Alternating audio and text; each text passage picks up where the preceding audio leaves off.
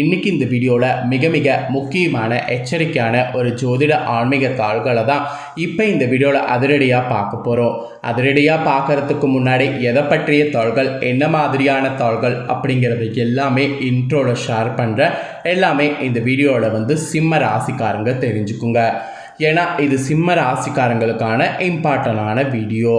Actually 2025 ஆண்டில் இப்போ கிரகணமானது நடக்க போகுது. இந்த கிரகணம் நடக்கிறதுக்கு இன்னும் எக்ஸாக்டாக பார்த்தீங்கன்னு வச்சுக்கோங்களேன் 5 நாட்கள் மட்டுமே இருக்குது. தற்போது மார்ச் மாதமானது நடந்துகிட்ருக்கு. மார்ச் மாதத்தில் மார்ச் 29ஆம் தேதி அன்னைக்கு கிரகணமானது நடக்க போகுது.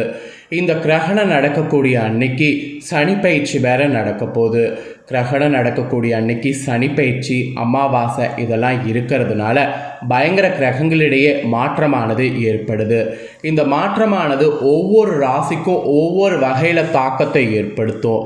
அப்படி ஏற்படுத்தக்கூடிய தாக்கத்தை அந்தந்த ராசிக்காரங்க தெரிஞ்சு பயனடையணுங்கிறதுனால ஒவ்வொரு ராசிக்கும் என்ன தாக்கம் ஏற்படும் அப்படிங்கிறத ஷேர் பண்ணிகிட்ருக்கேன்.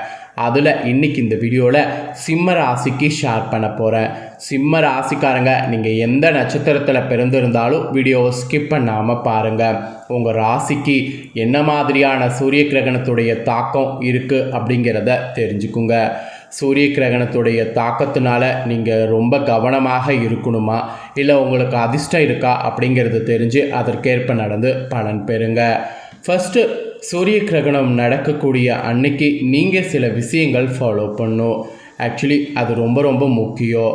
2025 சூரிய கிரகணம் 2025 மார்ச் மாதம் நடக்க போகுது. அன்னைக்கு மறந்தும் இதெல்லாம் செய்துவிடக்கூடாது. என்ன செய்துவிடக்கூடாது அப்படிங்கிற ஆன்மீக விஷயத்தை ஃபஸ்ட்டு உங்களுக்கு ஷேர் பண்ணுறேன். அதை இந்த வீடியோவில் தெரிஞ்சுக்குங்க. அதுக்கப்புறம் உங்கள் ராசிக்கு சூரிய கிரகணத்தினால என்ன தலைவிதி மாறுங்கிறத பார்க்கலாம். ஆக்சுவலி இந்த ஆண்டு இப்போ ஒரே மாதத்தில் 2 கிரகணங்கள் நிகழ்து. சமீபத்தில் தான் சந்திர கிரகணம் நிகழ்ந்தது. அதை தொடர்ந்து அடுத்ததாக சூரிய கிரகணம் ஏற்பட இருக்குது. இந்த நாளில் உங்கள் ராசிக்காரங்க என்ன செய்ய வேண்டும், எவற்றை தவிர்க்க வேண்டும், எந்த நேரத்தில் கிரகணம் நிகழப்போகுது என்பதை இந்த வீடியோவில் முழுமையாக தெரிந்து கொள்ளுங்கள். ஆக்சுவலி சூரிய கிரகணமானது விஞ்ஞான ரீதியாகவும் ஆன்மீக ரீதியாகவும் பெரும் முக்கியத்துவம் கொண்ட ஒன்றாகும். கிரகணத்தின் போது நீங்கள் கண்டிப்பாக சில விஷயங்களை ஃபாலோ பண்ணணும். பழமையான நம்பிக்கைகளை இந்த நாளில் பின்பற்றுவது ரொம்ப முக்கியம். எனவே கிரகணத்தின் போது கடைபிடிக்க வேண்டிய சில முக்கிய வழிமுறைகளும் மற்றும் தவிர்க்க வேண்டிய செயல்களை பற்றி இந்த வீடியோவில் இப்போ நான் உங்கள் ராசிக்கு சொல்கிறேன். தெளிவாக தெரிந்து கொள்ளுங்கள். ஆக்சுவலி 2025 ஆண்டின் முதல் கிரகணமானது மார்ச் 14ஆம் தேதி நடைபெற்றது. முதல் கிரகணம் சந்திர கிரகணமாக அமைந்தது. இது இரத்த சந்திர கிரகணமாக அமைந்தது. இந்திய நேரப்படி பகல் பொழுதில் நிகழ்ந்ததுனால இந்த கிரகணம் இந்தியாவில் பார்க்க முடியவில்லை.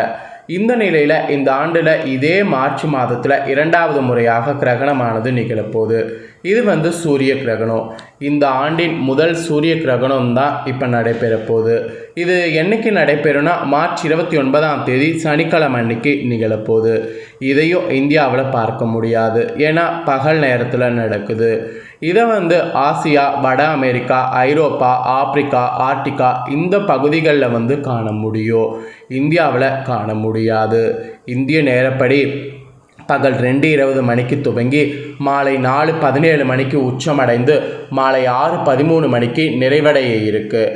அதனால் இந்த சூரிய கிரகணத்தை இந்தியாவில் காண முடியாது.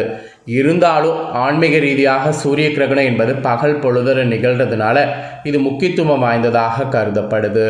ஸோ இந்த நாளில் சில குறிப்பிட்ட விஷயங்களை சிம்ம ராசிக்காரங்க கடைபிடிக்கணும், தவிர்க்கணும் என்று சொல்லப்படுது. அப்படி நான் சொன்னதை செய்தீங்கன்னா உங்களுக்கு சில தீமையான விளைவுகள் ஏற்படுவதிலிருந்து தப்பிக்க முடியும். அதெல்லாம் என்னங்கிறத இப்போ வாங்க பார்க்கலாம். ஃபஸ்ட்டு சூரிய கிரகணத்தின் போது கடைபிடிக்க வேண்டிய விஷயங்கள் சொல்கிறேன், அதை நோட் பண்ணிக்கோங்க. நீங்கள் கண்ணுக்கு பாதுகாப்பாக இருக்கணும். கிரகணத்தை நேராக பார்ப்பது மிகவும் ஆபத்தானது. சிறப்பு கண்ணாடி ஊக்கள் அப்புறம் தொலைநோக்கிகள் மூலமாக மட்டுமே பார்க்க வேண்டும். இந்த நாளில் வானத்தை சும்மா கூட நீங்கள் வெறும் கண்களால் பார்க்கக்கூடாது. அப்புறம் இந்த நாளில் தியானம் மற்றும் பிரார்த்தனை பல நீங்கள் செய்யலாம். ஏன்னா ஆன்மீக நம்பிக்கைகள் படி கிரகணத்தின் போது தியானம் செய்வது, மந்திரங்களை ஜபிப்பது ஆன்மீக சக்தியை அதிகரிக்கும். அதனால் இந்த நாளில் நீங்கள் கண்டிப்பாக ஆன்மீக சக்தி அதிகரிக்க இதெல்லாம் பண்ணும். எல்லாத்துக்கும் மேலே இந்த நாளில் வீட்டில் தான் இருக்க வேண்டும். தேவையற்ற பயணங்களை தவிர்க்க வேண்டும்.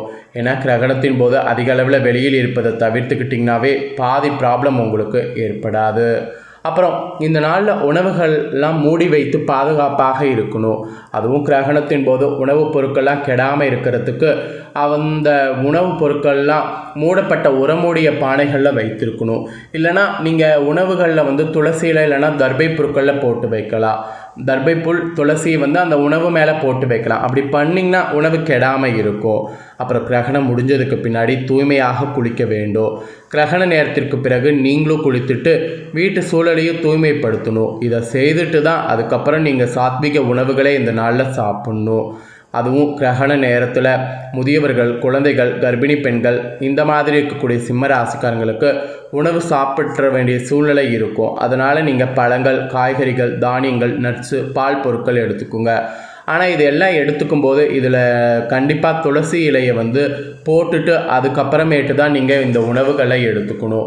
வெறும் இதெல்லாம் எடுத்துக்காமல் இதெல்லாம் போட்டுட்டு நீங்கள் எடுத்துக்கிறது நல்லது. இதெல்லாம் சூரிய கிரகணத்தின் போது நீங்கள் கண்டிப்பாக கடைபிடிக்க வேண்டிய விஷயம் என்று சொல்லப்பட்டிருக்கு. இப்போ இதே கிரகணத்தின் போது நீங்கள் தவிர்க்க வேண்டிய சில விஷயங்களும் இருக்குது. அதெல்லாம் என்னங்கிறத சொல்கிறேன், அதையும் தெரிஞ்சுக்குங்க. எப்பயுமே நான் சொல்கிறத நீங்கள் கரெக்டாக ஃபாலோ பண்ணிங்கனாவே உங்களோட ராசிக்கு எல்லா ப்ராப்ளங்களும் ஏற்படாமல் தப்பிக்கலாம். அதில் இந்த விஷயமும் ஃபாலோ பண்ணுங்கள். நேரடியாக வானத்தை பார்க்க வேண்டாம்.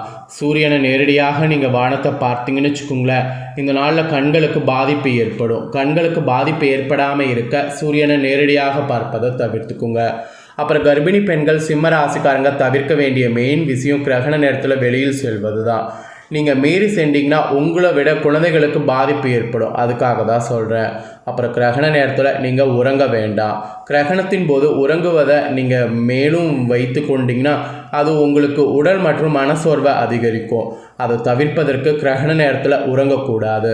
அப்புறம் எல்லாத்துக்கும் மேலே சாப்பிடக்கூடாது.